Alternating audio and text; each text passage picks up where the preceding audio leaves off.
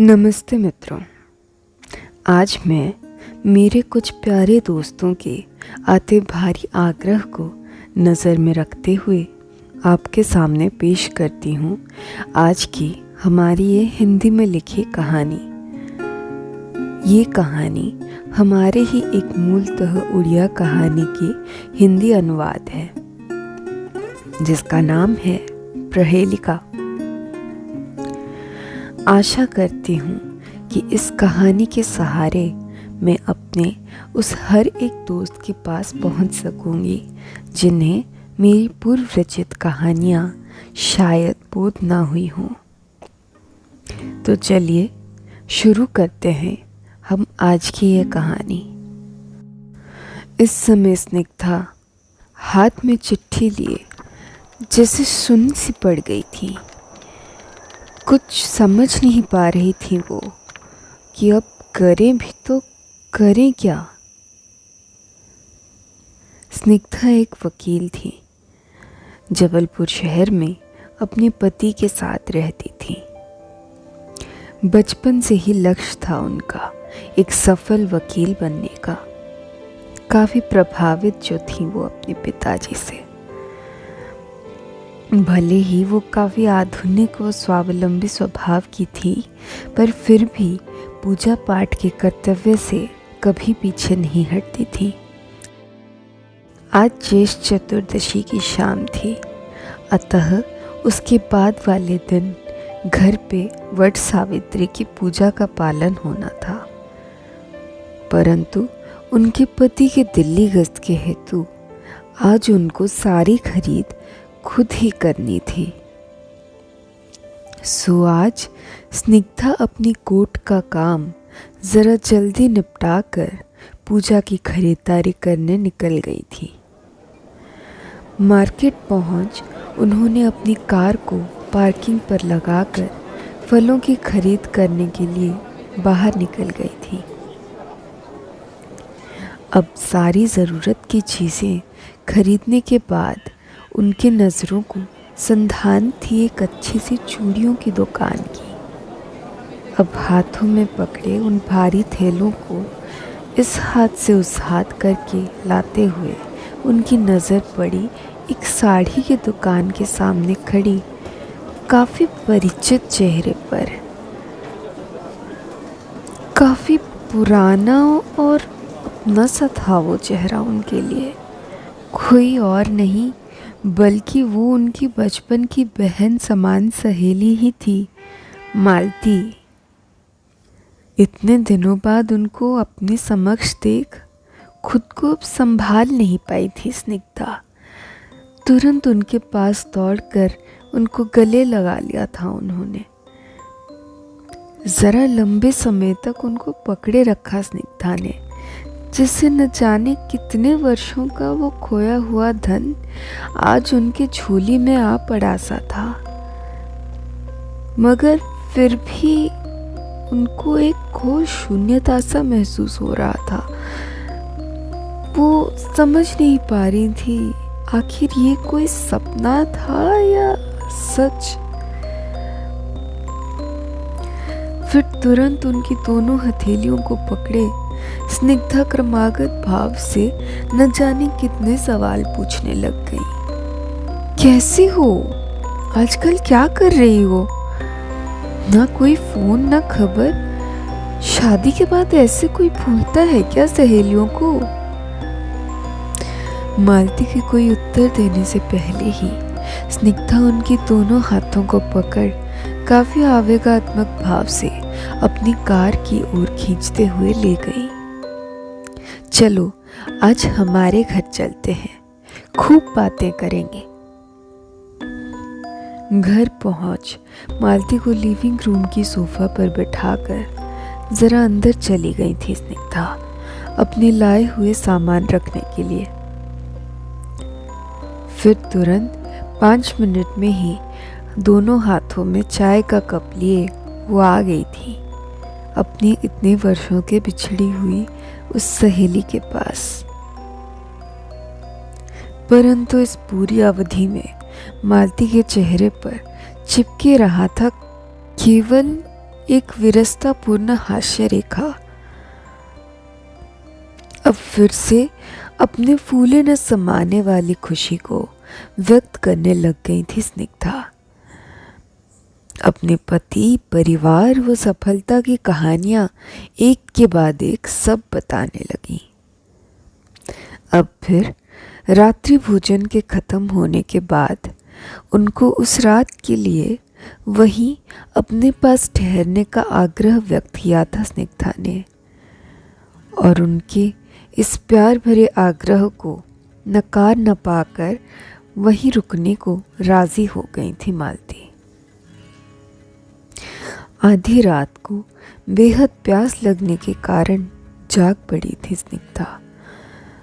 अपने करीब रखे टेबल लैंप को ऑन कर जब उन्होंने अपनी दाहिने तरफ नज़र दौड़ाया तो मालती वहाँ नहीं थी।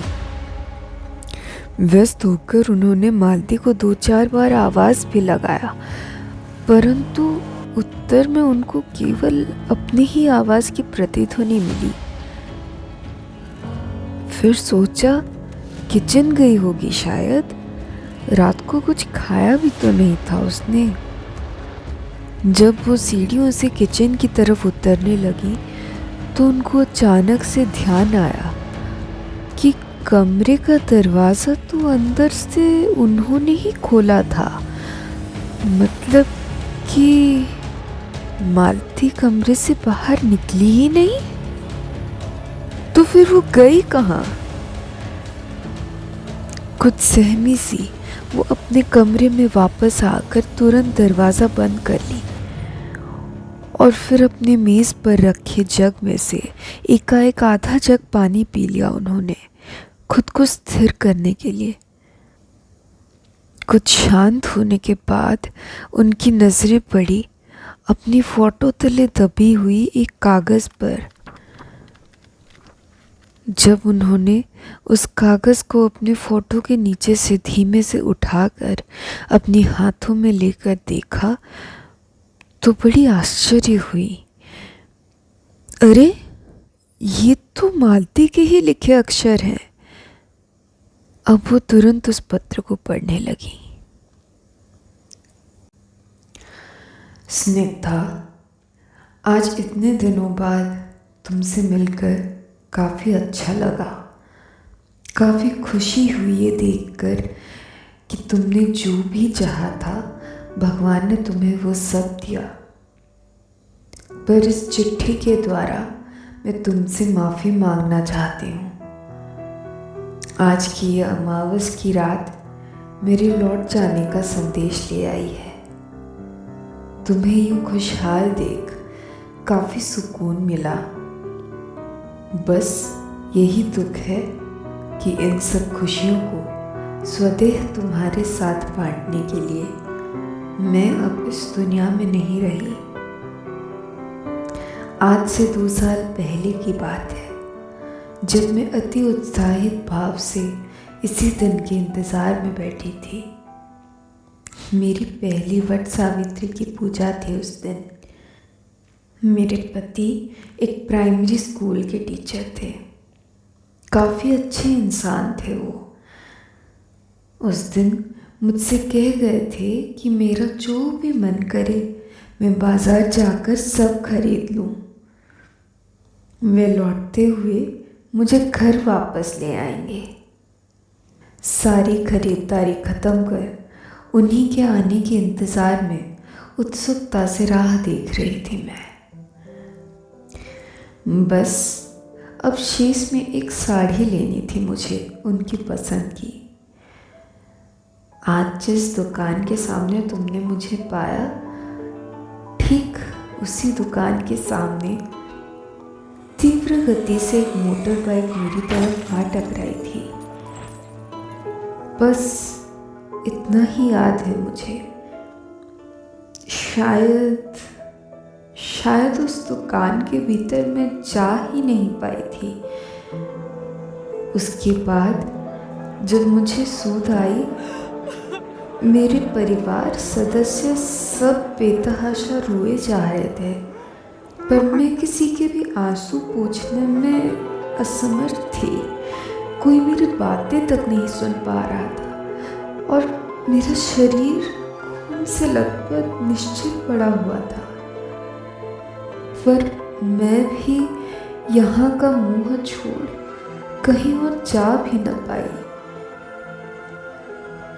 काफी दौड़ भाग भी की मेरे पति ने, इस थाने से उस थाने, पर एक अकेले आदमी की आजकल भला कौन सुनता है। आज भी मेरा केस अमीमांसित पड़ा हुआ है और मेरा मृत शरीर गवर्नमेंट अस्पताल के मॉर्ग रूम के ड्रॉयर नंबर 303 में न्याय पाने की आशा में। पर स्निग्धा, काफ़ी नाम सुना था तुम्हारा, बस इतनी आशा है कि मेरे उस बंद पड़े फाइल को तुम ही खुलवाओगी और मेरी अतृप्त आत्मा को शांति दिलाओगी। मुझे अब मत ढूंढना, शायद मैं फिर से तुमसे मिलने आ जाऊं अगले वट सावित्री पर। तुम्हारी प्यारी सहेली मालती।